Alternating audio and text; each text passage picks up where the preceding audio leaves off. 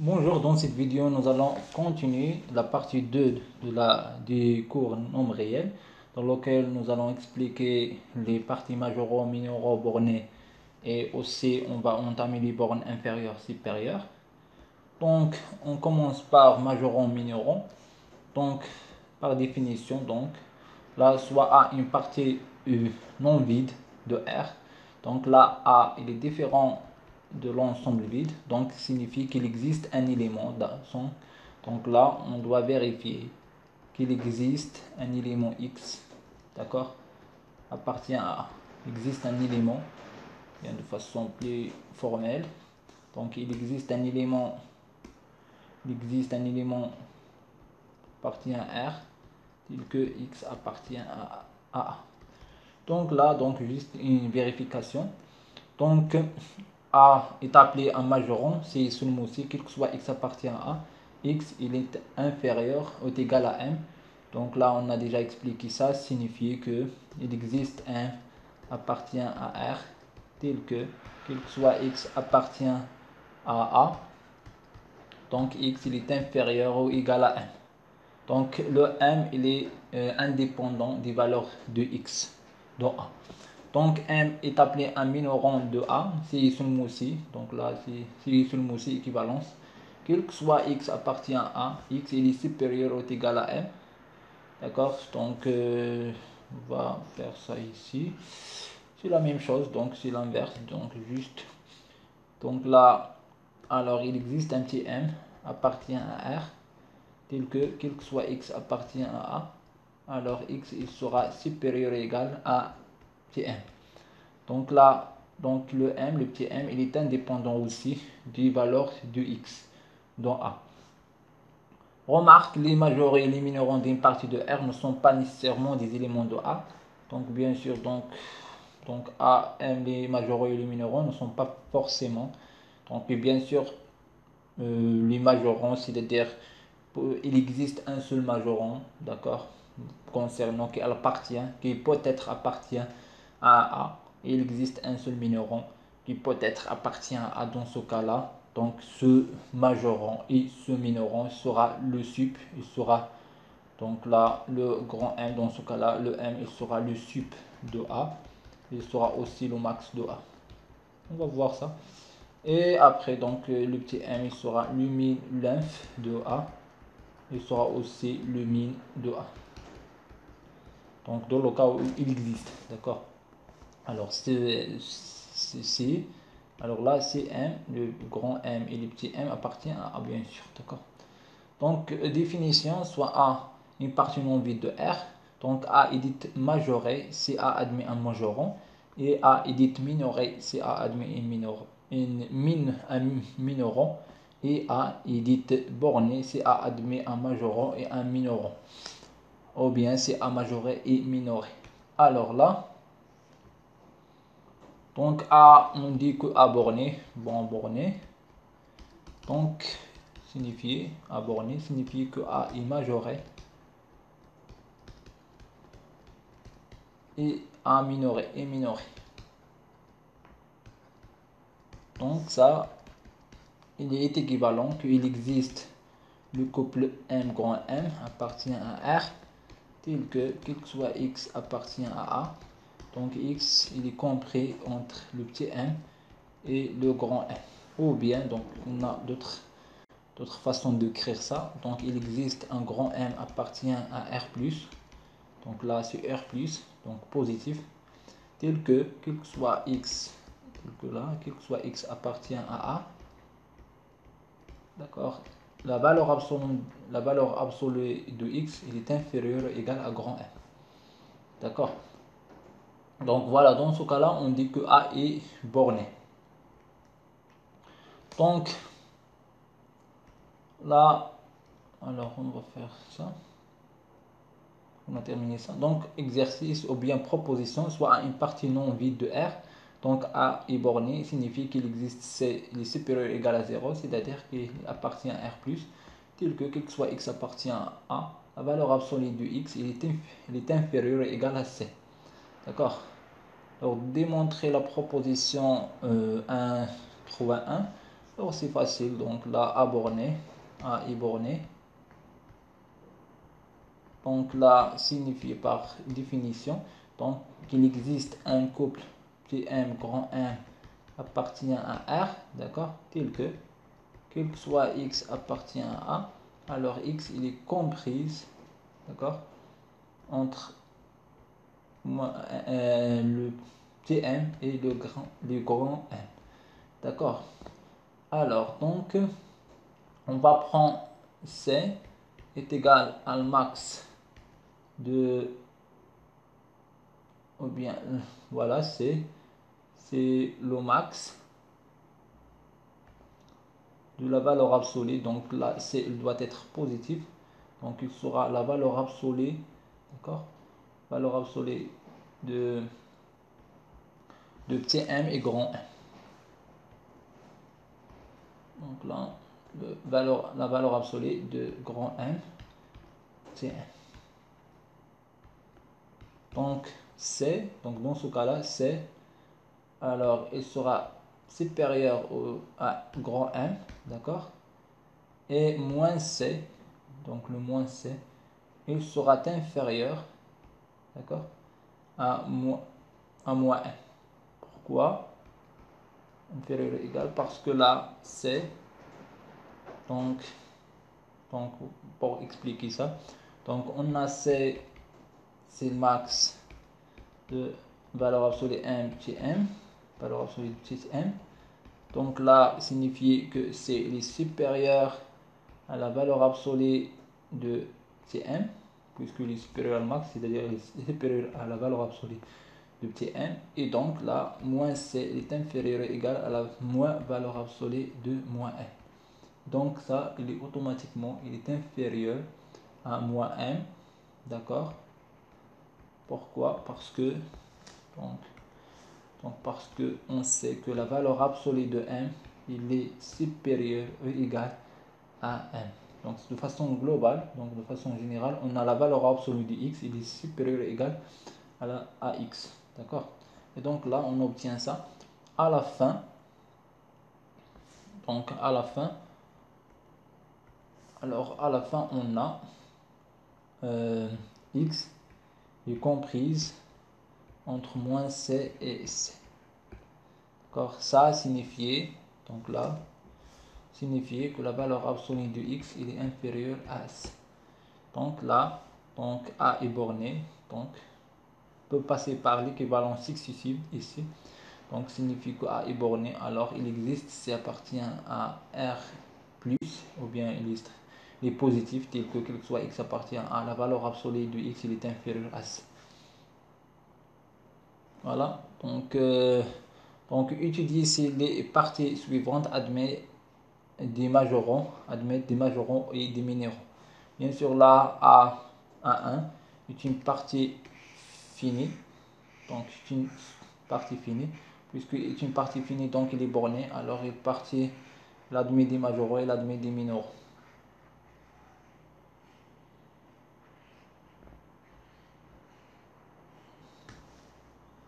Alors, donc là, A1, alors il est majoré. Donc, quel que soit, on peut observer que quel que soit x appartient à 1, donc on a x il est inférieur à 3, inférieur ou égal à 3, et donc les majorons de A, l'ensemble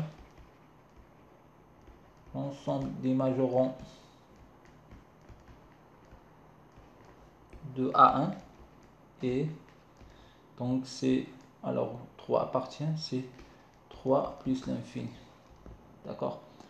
Alors concernant, on peut observer aussi que quel que soit x appartient à 1, on a x il est supérieur ou égal à 0, donc l'ensemble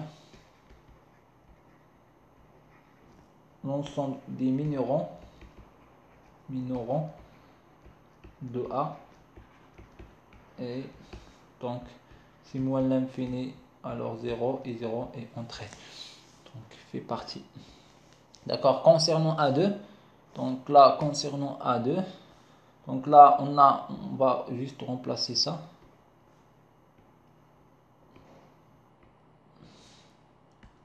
concernant A2, quel que soit x appartient à A2, on peut observer que x, d'accord, bon x,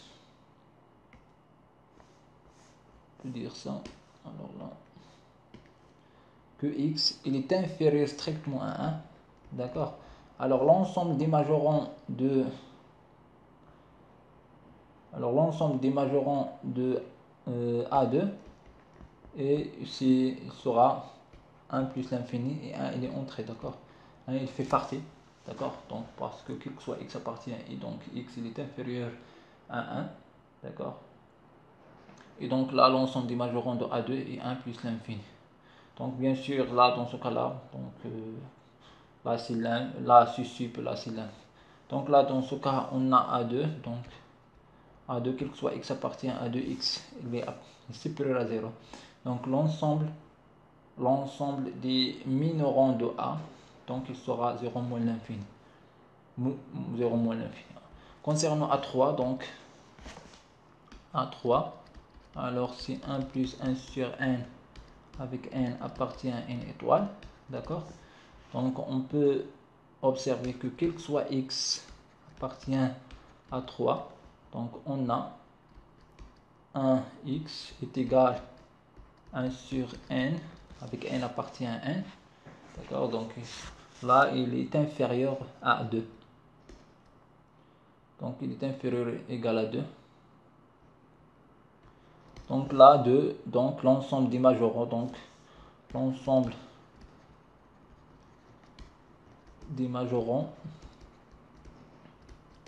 de A à 3 et 2 plus l'infini. Alors il nous reste la partie des l'ensemble des minorants. Alors dans ce cas là on a quel que soit x appartient à 3, d'accord. On a x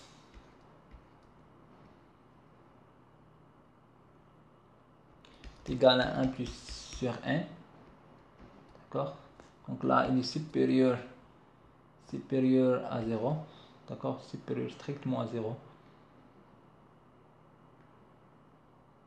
On peut dire si 1 est supérieur à 1, d'accord. Supérieur strictement à 1 parce que 1 sur n, car 1 sur n, d'accord, 1 sur n appartient, il est supérieur à 0, quel que soit n, quel que soit n appartient à n étoile. Donc là, alors on peut, alors dans ce cas là, donc l'ensemble des minorants de A3 et c'est moins l'infini, alors là il sera 1, d'accord, et 1 il fait partie, d'accord, donc 1 il fait partie, donc c'est moins l'infini 1. Donc là on peut montrer que l'inf de A3 c'est 1, d'accord, de façon plus concrète. Donc ça, donc on doit aussi donc dire que est-ce qu'il y a, poser la question, est-ce qu'il y a, existe un nombre, d'accord, tel que x, quel que soit x appartient à 3, alors il existe donc un nombre epsilon entre x et 1, d'accord. On va poser la question ici, d'accord, mais donc on peut démontrer qu'il n'existe aucun epsilon donc entre x et 1, d'accord, qui vérifie cette fois, qui vérifie ça, d'accord. Donc toujours on peut trouver, donc c'est-à-dire quel que soit x, on peut toujours, quel que soit epsilon, alors on va trouver un autre x qui est supérieur, d'accord. Alors on passe là, après ton définition, soit A une partie non vide de R, on appelle le plus petit élément de A. Alors on appelle le plus petit élément de A s'il existe. Alors notez s'il existe. L'unique élément A appartient à A tel que, d'accord, tel que, quel que soit x appartient à A, alors x il est supérieur ou égal à A, on note A c'est le max de A. D'accord, là s'il existe.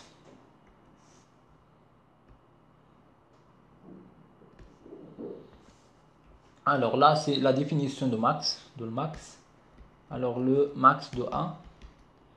Alors, définition.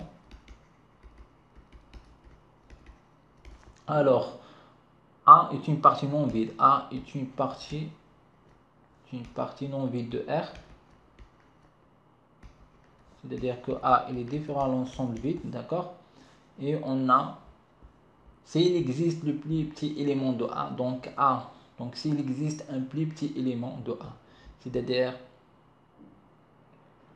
il existe A, donc s'il existe, c'est-à-dire s'il existe A, appartient à A, d'accord? Appartient à l'ensemble A, tel que, quel que soit X appartient à A, donc on a X, il est inférieur ou égal à A. Alors dans ce cas-là, d'accord, dans ce cas-là, on note A, c'est le max de A. D'accord, là c'est différent, d'accord, là c'est différent. Il y a un problème ici, donc là on doit dire ça. A c'est le max. A c'est le max. C'est que soit X appartient à A, donc X doit être inférieur à A, c'est la définition de max de A. D'accord, là c'est la définition. D'accord. Alors s'il existe bien sûr, donc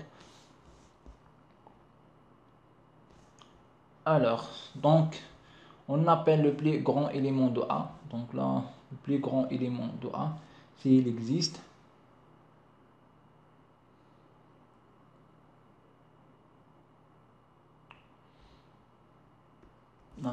Là, il sera, pardon, là c'est la définition.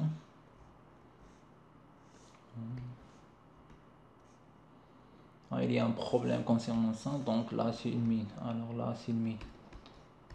Là c'est une mine de A, d'accord. Là c'est une mine de A. Donc pour être donc cohérent avec tout ça, donc là on appelle le plus petit élément de A. Donc un élément qui appartient à A. Donc là la définition de max elle est juste, mais là il est faux. Donc là c'est une mine de A. On appelle le plus petit élément de A, d'accord. Donc s'il existe, l'unique élément appartient à A tel que quel que soit X appartient à A, donc X il sera supérieur à ou égal à A et on note A c'est une mine de A, d'accord. Là il sera le max de A. Alors là je vais juste passer ici. Alors le max de A signifié, donc alors définition pour bien expliquer tout ça. Alors soit A une partie non vide de R, d'accord.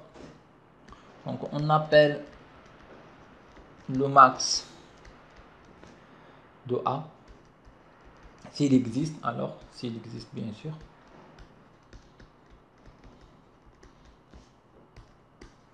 Le plus grand élément de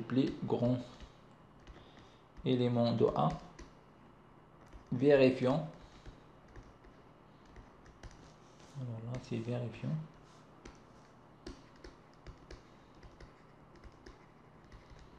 Quel que soit X appartient à A, alors X il est inférieur à le max de A. Bien, inférieur à le max ou bien à A, inférieur à petit A. Donc là, un élément A, le plus grand élément A appartient à A tel que là. Donc là, on note A, c'est le max de A. Alors le max de A, s'il existe, donc dans le cas d'existence, donc il sera le plus grand élément de A. Vérifions que soit X appartient à A, donc le X, donc les éléments de X seront inférieurs à le max. D'accord. Donc si on note leur proposition,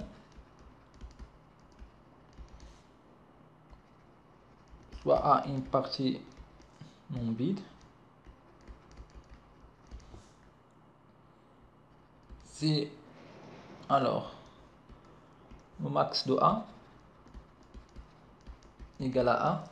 Donc puisqu'on écrit ça, donc on admet que déjà par définition que A admet un max, d'accord. Alors là c'est l'équivalence que quel que soit X appartient à à A. Donc X il est inférieur ou égal à A. Et on a A appartient à le grand A, à la partie. D'accord? C'est à noter. Donc après, on va passer vers le min. Donc le min de A. Donc définition. Soit A une partie non vide de R. Donc on appelle le min de A, noté A, noté ou bien noté B.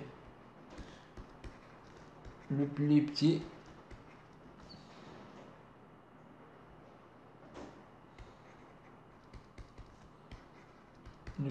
élément de A. Vérifions que qu'il soit X appartient à A, alors X il sera supérieur ou égal à B. D'accord? Et on note min de A il sera égal à B.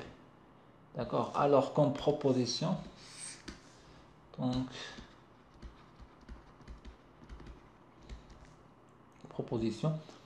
alors A une partie non vide de R, alors le min de A égal à B, alors équivalent. Donc bien sûr là, lorsqu'on écrit min de A, signifie que A admet un plus grand élément qui appartient à A.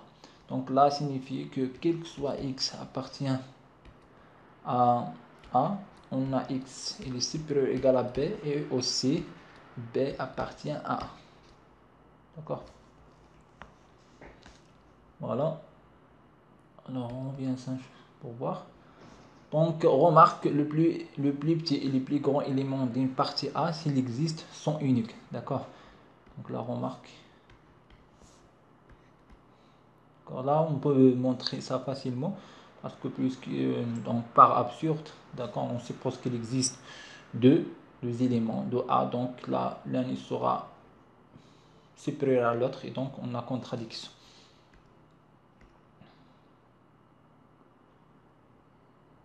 Alors avant ça, donc juste on remarque concernant l'unicité. Donc là juste remarque. Alors le min de A et le max de A, s'il existe, est unique. Ça signifie donc on suppose, donc preuve, donc on suppose x1 les différents x2, donc on va montrer pour le min, et x1 donc il existe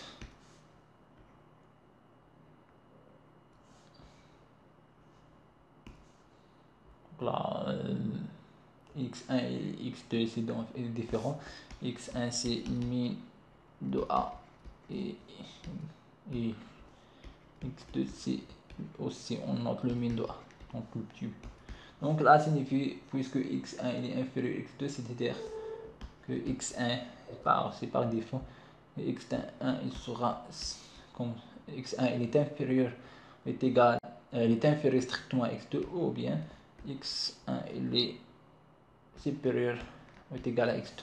Dans ce cas là, donc là on a donc le x2 c'est pas un min, d'accord, donc le x2 signifie le x2 n'est pas un min de A sont donc absurdes, donc d'accord, dans ce cas là. Et donc là donc c'est la même chose, donc ça signifie que x1 n'est pas un min.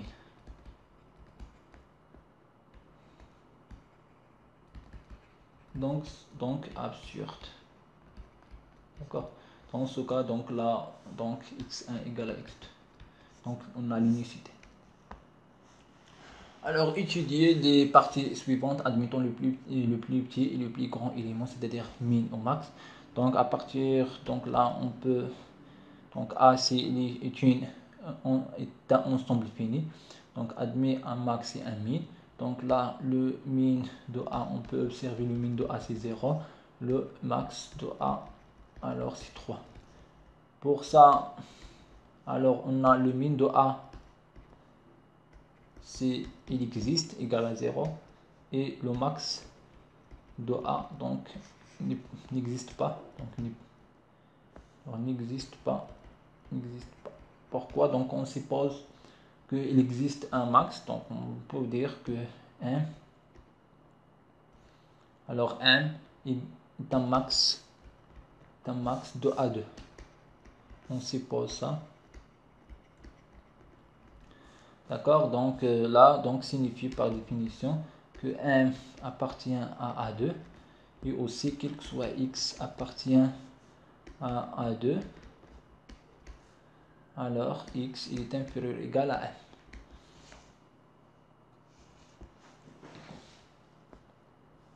Alors on a X,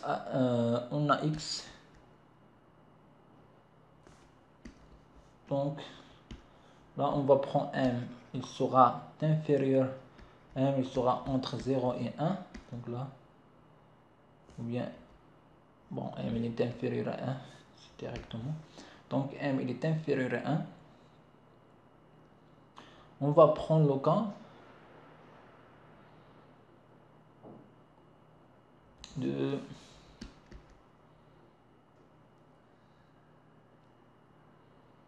alors là c'est X, on va prendre le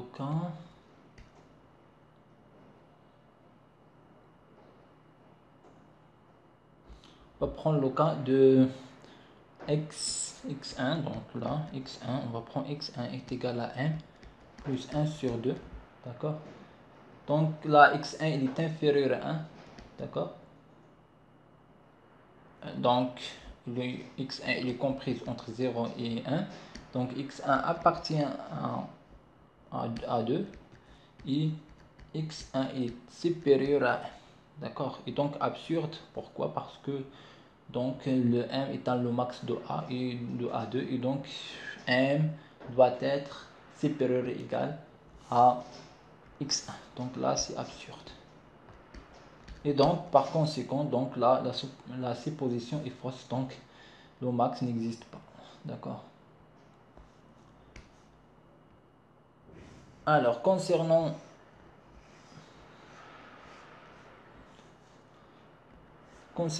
la troisième ensemble, avec n appartient à une étoile, donc appartient à n étoile. Donc là c'est n étoile. Donc là le max de A3, on peut trouver que A3, donc de le cas A3, donc c'est une partie décroissant, d'accord? Donc on peut A3, donc A3, les éléments de A3, on peut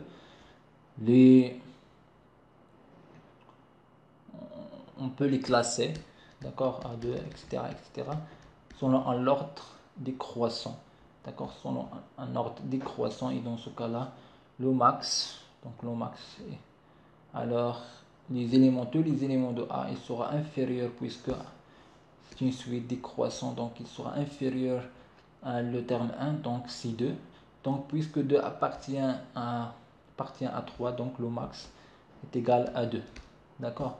Concernant le min, donc le min n'existe pas, d'accord. Le min de A n'existe pas. Donc là, le min de A n'existe pas.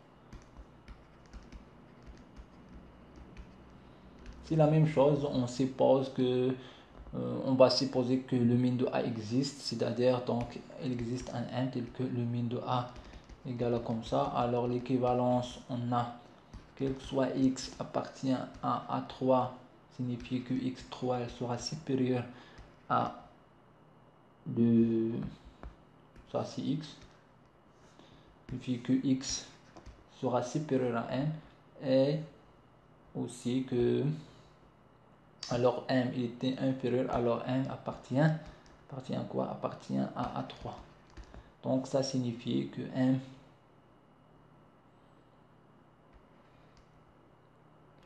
que m, alors il est supérieur à quoi? Alors m est égal à 1 sur un petit n comme ça. D'accord, donc il existe un petit n, un grand n comme ça appartient à n étoile, tel qu'on a m égal à ça. Et donc là, on peut démontrer, on va prendre le cas, puisque m il est toujours inférieur, on va prendre le cas du x égal à quoi? Donc là, c'est 1 plus 1 sur 1 plus 1. Donc là, ce x là, donc là, x, il est inférieur à 1n. D'accord, donc on a absurde, donc là, le min n'existe pas.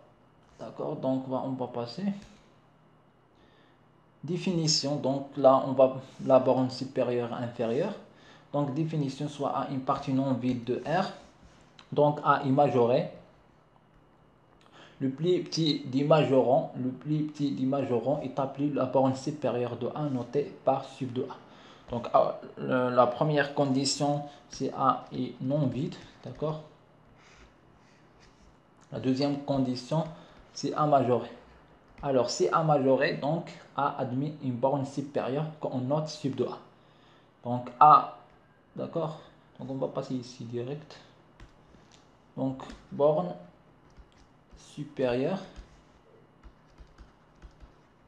Alors ou bien borne sup. Alors définition. Soit A une partie non vide de R. Alors on dit que A admet une borne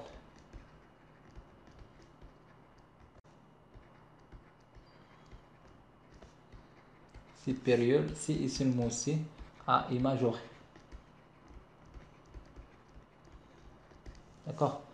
Donc là, on a l'équivalence. Si A admet une borne supérieure, alors là, on dit que A admet une borne. Alors là, borne supérieure.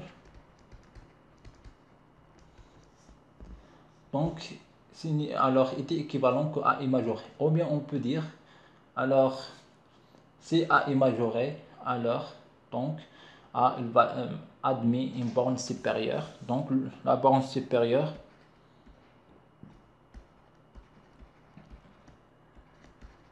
la borne sup notée sup de A. D'accord. Donc là, pour montrer que A admet une borne supérieure, donc on a deux conditions.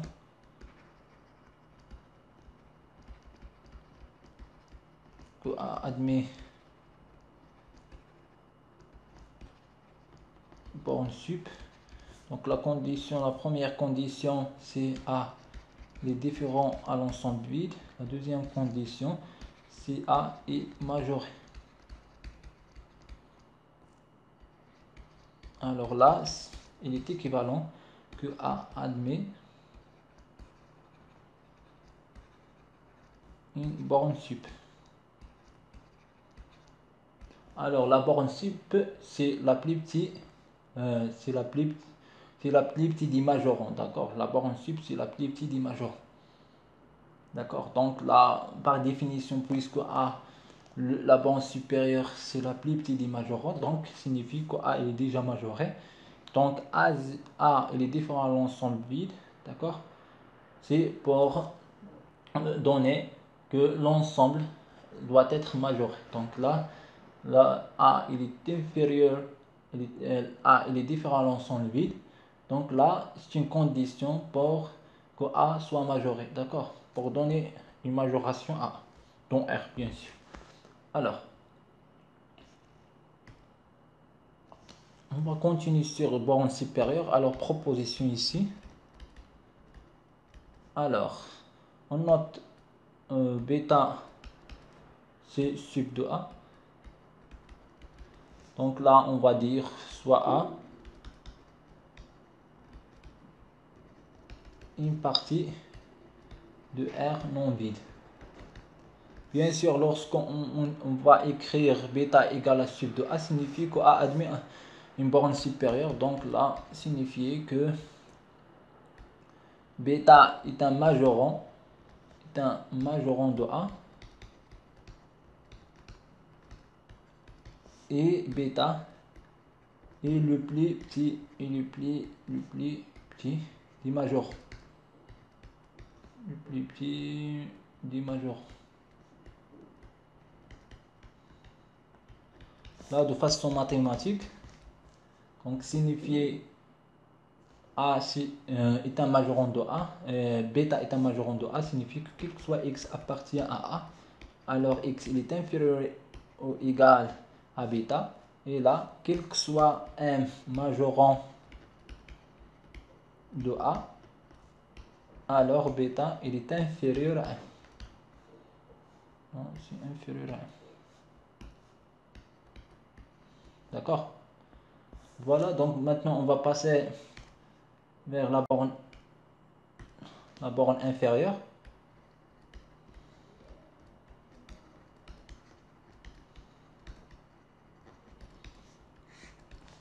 Alors, définition, soit A, donc c'est définition, soit A une partie non vide de R. Alors A, il est différent à l'ensemble vide. Alors on dit que A admet une borne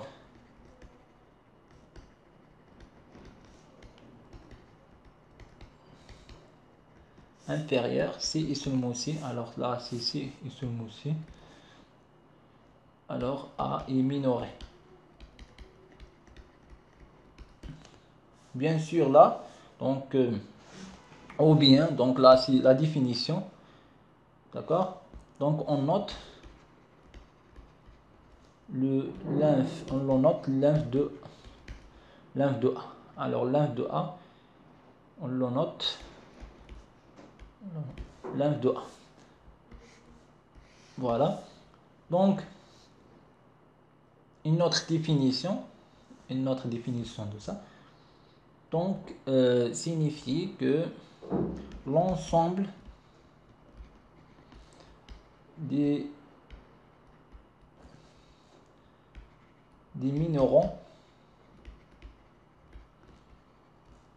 de A, l'ensemble des minorants de A, alors admet un max.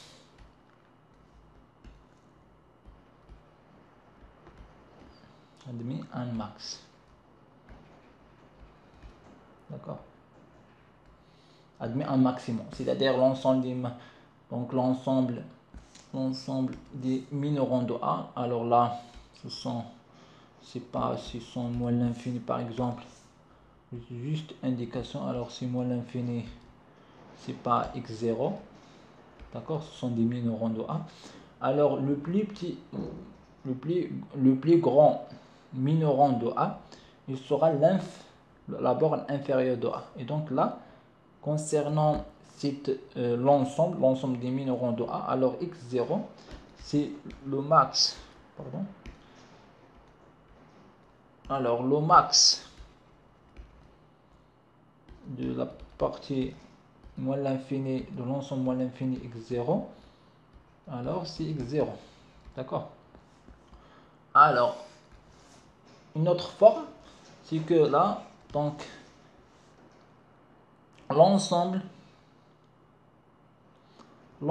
des minorants de A admet un plus grand élément, d'accord, qui sera noté la borne inférieure de A. Donc après, donc là, alors proposition, soit A une partie non vide de R. Alors on va noter alpha c'est l'inf de A. Ça signifie déjà que A admet une borne inférieure. Et donc là, alpha est un minorant, et alpha est le plus grand minorant.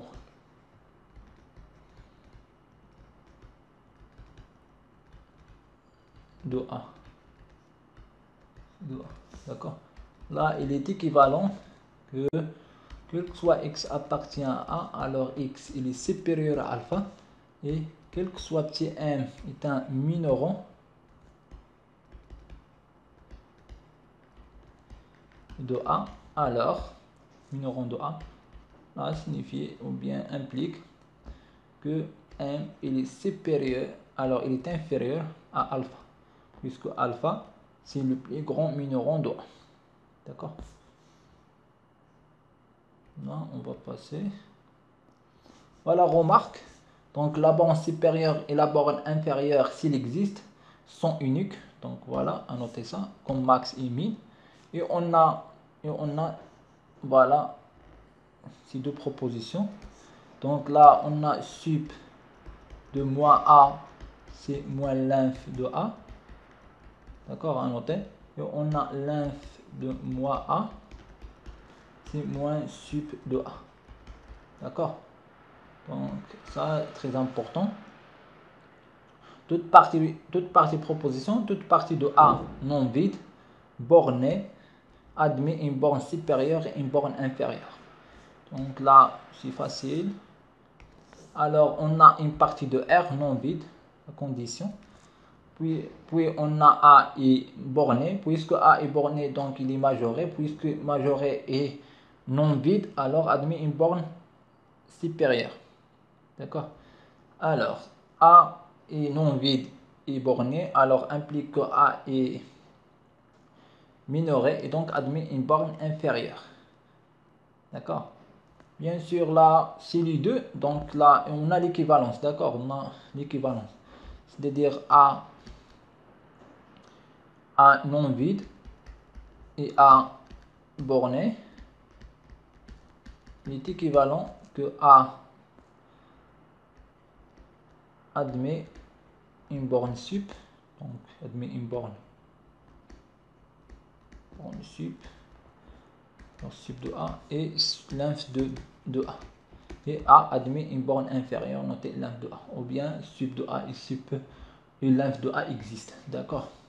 Là, on a l'équivalence. On peut démontrer ça soit par équivalence successive ou bien par double inclusion, double implication.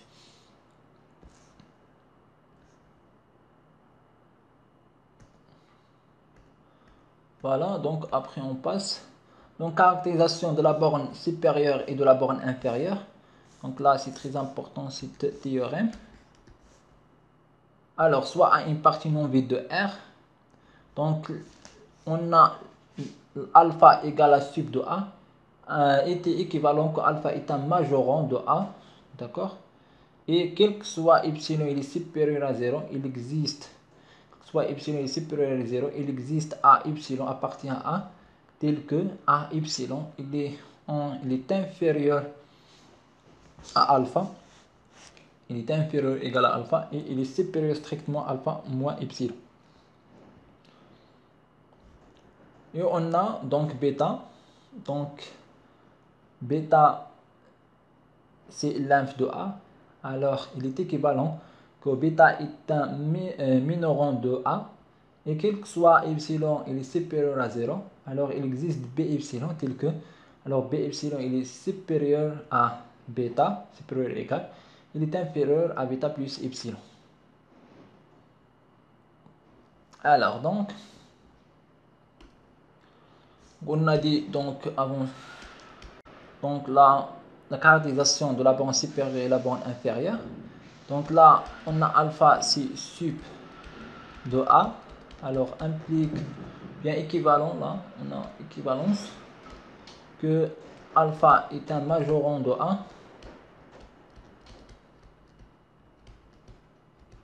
D'accord? Et quel que soit epsilon, il est supérieur à 0, alors il existe A epsilon appartient à A tel que, donc A epsilon il sera inférieur à alpha, inférieur égal à alpha, il sera supérieur à alpha moins epsilon. D'accord? Donc, voilà. Ou bien on peut dire que alpha, donc là, alpha, il est inférieur strictement à a epsilon plus a epsilon plus un epsilon. D'accord? Puisque a epsilon, donc là, signifie que il existe un élément de A qui est relié à epsilon. Alors, ça démontrait, ça, donc, c'est l'équivalence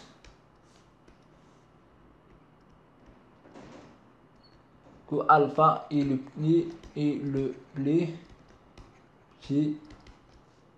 Alors, alpha est le plus petit majeur. D'accord? Donc, on a les deux, donc là et ça. D'accord?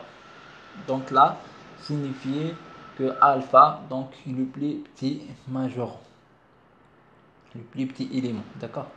Donc, et alpha, puisque ce sont des majorons, alors là, alpha, c'est la borne supérieure de A.